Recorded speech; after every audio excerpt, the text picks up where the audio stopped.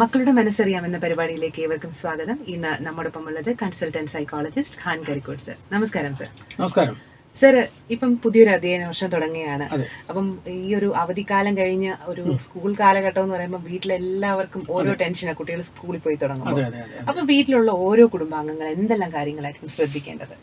ഇതൊരു ഒരു പുതിയ പ്രതീക്ഷയുടെ കാലമാണ്. സ്കൂൾ തുറക്കുമ്പോൾ നമ്മുടെ മക്കളാണ് പോകുന്നത്, ഒരു ഭാവിയുടെ വാഗ്ദാനങ്ങളാണ്.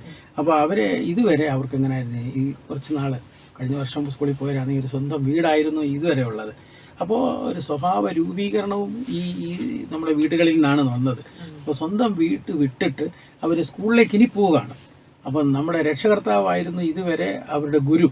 അപ്പം നമ്മൾ പറയില്ലേ, മാതാപിതാ ഗുരു ദൈവം. അപ്പോൾ അതുപോലെ ആ രക്ഷകർത്താക്കളിൽ നിന്ന് മാറി മറ്റു കുട്ടികൾ പോകുമ്പോഴും നമ്മുടെ മൂല്യങ്ങൾ കുട്ടികൾ കാത്തു സൂക്ഷിക്കണം. അവിടെ ഒരുപാട് തരത്തിലുള്ള കുട്ടികളായിരിക്കും വരുന്നത്. അപ്പോൾ ആ കുട്ടികളിലേക്ക് നമ്മുടെ മൂല്യങ്ങൾ ബലി കഴിക്കാൻ അവർക്കാകരുത്. അപ്പോൾ അതിനനുസരിച്ചുള്ളൊരു മാനസിക നില കുട്ടികൾ ഉണ്ടാക്കിയിട്ടാണ് വിടേണ്ടിയിരിക്കുന്നത്. പെൺകുട്ടികളുടെ കേസിലാണെങ്കിൽ അമ്മയോട് വളരെ അടുപ്പമാണ്. അപ്പോൾ അമ്മ വളരെ സ്നേഹം കൊടുക്കും, അമ്മ വളരെ കാര്യങ്ങൾ കൊടുക്കും. പക്ഷേ അമ്മ ചില കാര്യങ്ങൾ അടിച്ചേൽപ്പിക്കും. അത് പ്രിൻസിപ്പളായിരിക്കത്തില്ല, അവരുടെ ചില ധാരണകൾ അടിച്ചേൽപ്പിക്കും.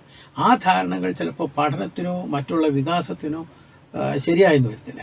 അതുകൊണ്ട് അതും കൂടി ഉൾക്കൊള്ളണം. ഇന്നത്തെ ആധുനിക ലോകത്തെ പല കാര്യങ്ങളും പഠിക്കാനും അതിൻ്റെ കാര്യങ്ങൾ മനസ്സിലാക്കാനും അമ്മ ശ്രമിച്ചിരിക്കണം. അല്ലാതെ പണ്ട് നമ്മൾ പഠിച്ച ക്ലാസ്സിലെ പഠന രീതി ആയിരിക്കത്തില്ല. ഇപ്പോഴത്തെ പഠന രീതിക്ക് മാറ്റം ഉണ്ടാകും, സിലബസുകൾക്ക് മാറ്റം ഉണ്ടാകാം, കാഴ്ചപ്പാടുകൾക്ക് മാറ്റം ഉണ്ടാകും, കുട്ടികളുടെ റിലേഷൻസിൽ മാറ്റം ഉണ്ടാകും. ഇതെല്ലാം അവർക്ക് അമ്മ അറിയണം. അമ്മ ആ പാഠങ്ങളുമായിട്ടൊന്ന് പോകണം. അല്ലാതെ എല്ലാം നമുക്ക് ട്യൂഷന് പോയി അവൻ മനസ്സിലാക്കിക്കൊള്ളുന്നില്ല.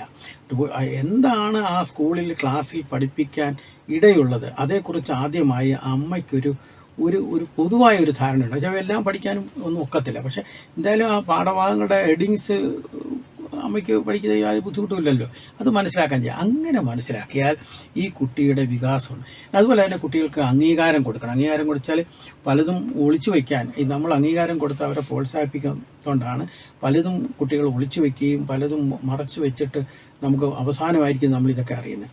അപ്പോൾ കുട്ടി ഒന്നും ഒളിച്ചു വയ്ക്കാതെയും മറച്ചു വയ്ക്കാതെയും നമ്മളോട് പറയാനുള്ള ഒരു മാനസിക തലവും അന്തരീക്ഷവും നമുക്ക് ഉണ്ടാക്കേണ്ടിയിരിക്കുന്നു.